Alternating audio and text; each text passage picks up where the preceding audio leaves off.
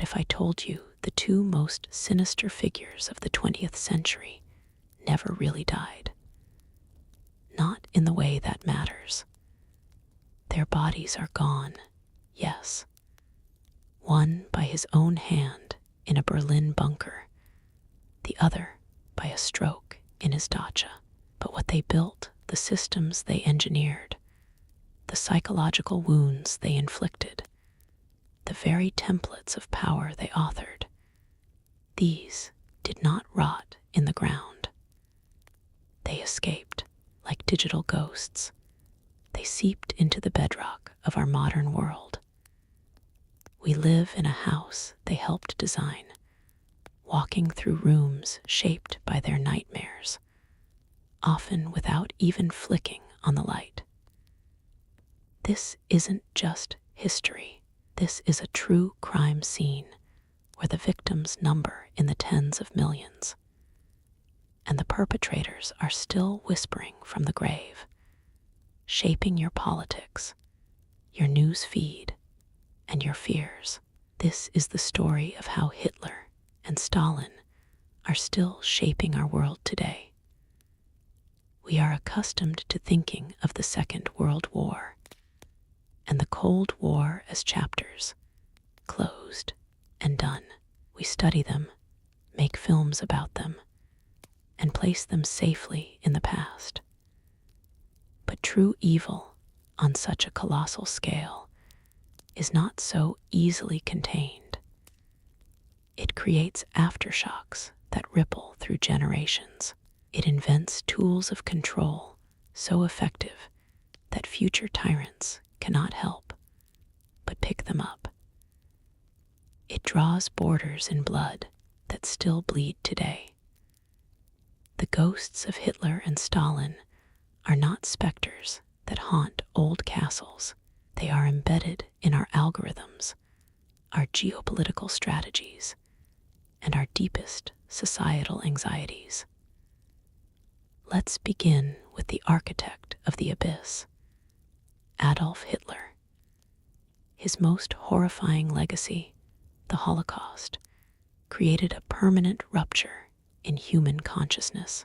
The industrialized, bureaucratic extermination of 6 million Jews and millions of others, Romani, disabled political enemies, did more than kill individuals. It killed a certain innocence. It proved that a modern, educated, ostensibly civilized nation could be led, with chilling efficiency, into a factory of death.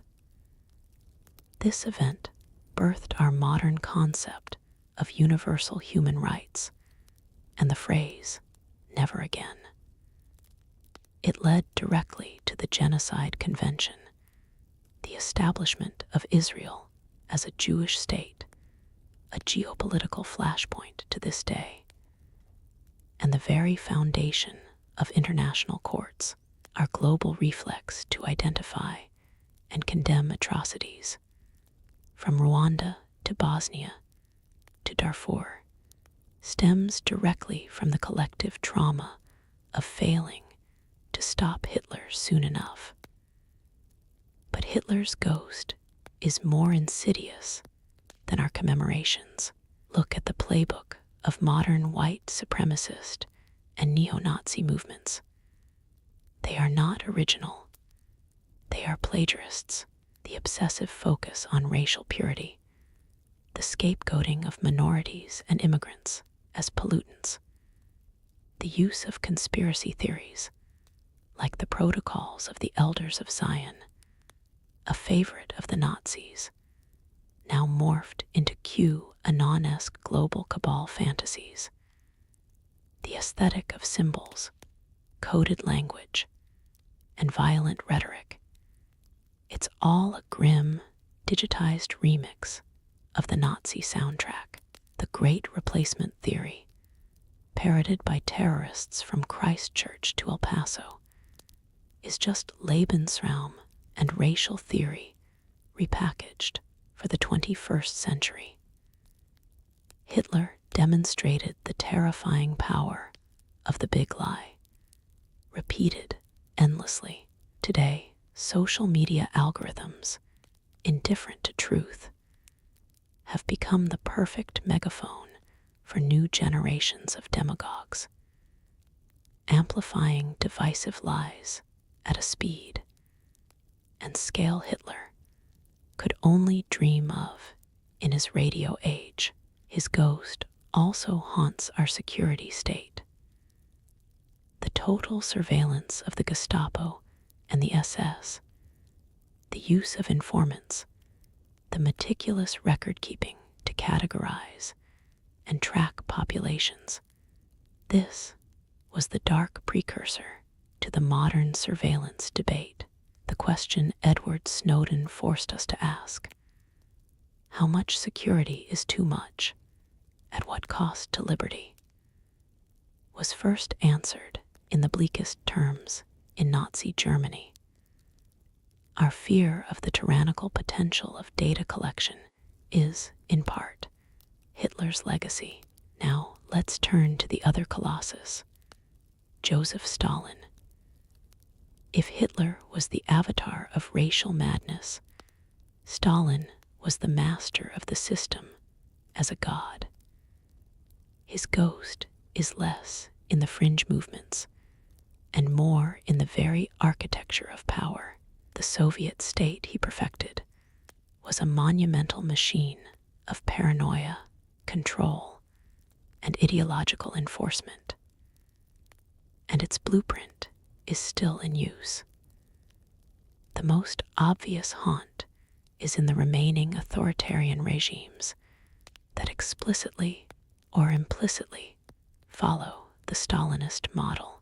North Korea is a Stalinist dynasty fused with a personality cult, so extreme it makes Stalin's look modest.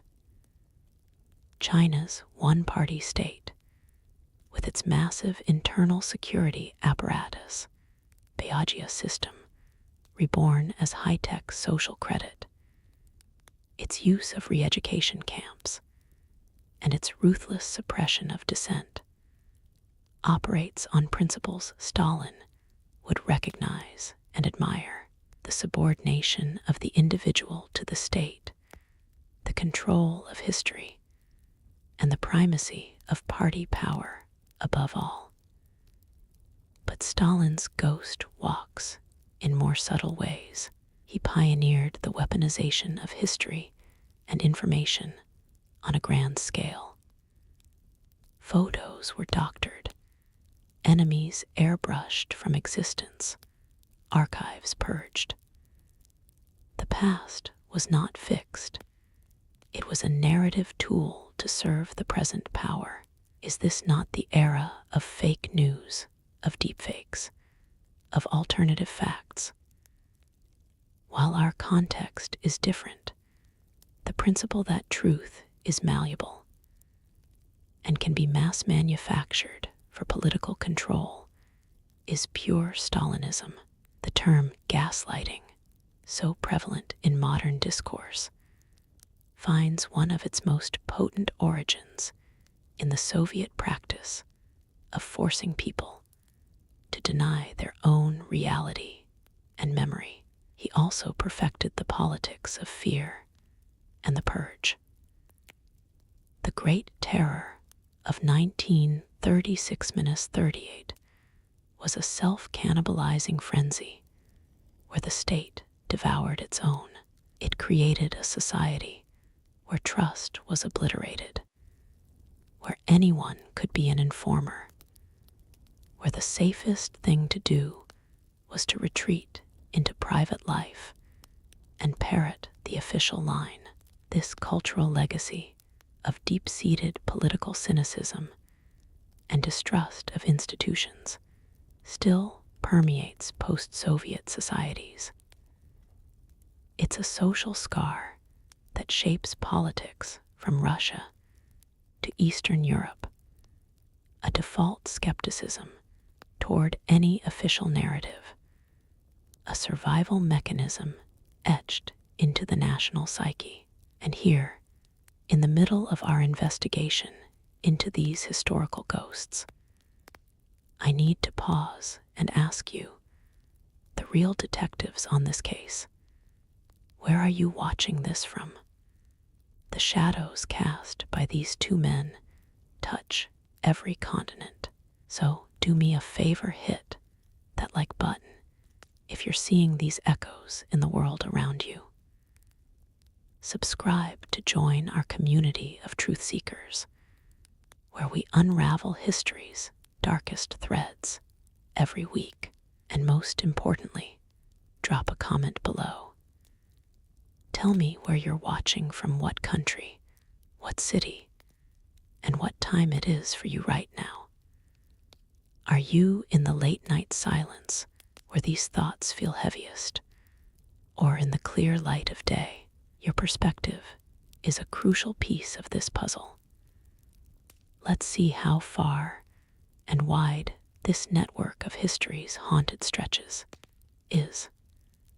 Now, the most chilling part of this story isn't the separate legacies, but where they converge. Hitler and Stalin, despite their mortal enmity, were collaborators in crafting the modern world's toolkit of tyranny. And their partnership's most tangible, blood-soaked ghost is the map of Europe itself. The Molotov-Ribbentrop Pact of 1939 wasn't just a non-aggression treaty. It was a blueprint for imperial carve-up. Its secret protocols divided Eastern Europe into spheres of influence. This act of cold, cynical realpolitik led directly to the Katyn massacre, the dual invasions of Poland, and the enslavement of the Baltic states. But after the war, the divisions hardened into the Iron Curtain, the arbitrary lines drawn by Stalin and acquiesced to by the West at Yalta, and Potsdam trapped half of Europe behind a wall for 45 years. The psychological and economic divide between East and West Europe is a direct result of this. The ongoing tensions with Putin's Russia, its nostalgia for a sphere of influence, its invasion of Ukraine are, at their core, an argument about the post-Stalinist settlement. The ghost of that 1939 pact haunts every NATO meeting about Eastern flank security. Their convergence also created the security state paradigm. The Gestapo and the NKVD were brotherhoods in brutality. They pioneered techniques of surveillance, interrogation, and mass incarceration that became textbooks for regimes across the globe. From the Stasi in East Germany, who combined Nazi meticulousness with Soviet paranoia, to the Latin American dictatorships of the 1970s, trained under Operation Condor. The methods are eerily familiar. Today, the fusion of this oppressive legacy with digital technology, facial recognition, big data policing, predictive algorithms, creates a potential for control that is the ultimate evolution of their vision. Furthermore, they jointly birthed the age of ideological total war. Not merely war for territory, but war for the soul of humanity. The clash of Nazism vs. Soviet communism was a battle of secular religions, each demanding total commitment and justifying any atrocity in the name of a utopian future. This framing didn't end in 1945. It morphed into the Cold War's capitalism versus communism, a global struggle that justified proxy wars, coups, and nuclear brinkmanship that brought the world to the edge of annihilation. Our current era of culture wars, where political opposition is framed not just as disagreement, but as existential, moral combat against absolute evil, carries the toxic DNA of this totalizing, zero-sum mindset. The rhetoric has softened, but the structure, the dehumanization of the other side, is a ghost of the 1930s. Perhaps the most pervasive, yet intangible, ghost they left is a crisis of meaning. Hitler offered a dark, racist romance of blood and soil. Stalin offered the cold, mechanist certainty of historical materialism. Both were catastrophic failures that led to mountains of corpses. Their collapse left a vacuum in the 20th century soul. The postmodern skepticism, the distrust of grand narratives, the irony that defines so much of our culture, is in part a trauma response to the shattering of these monstrous certainties. We are adrift in part because we saw where the anchors of absolute ideology can drag us. So what do we do with these ghosts? Exorcism is impossible. They are woven into our institutions, our technology, our global tensions, and our minds.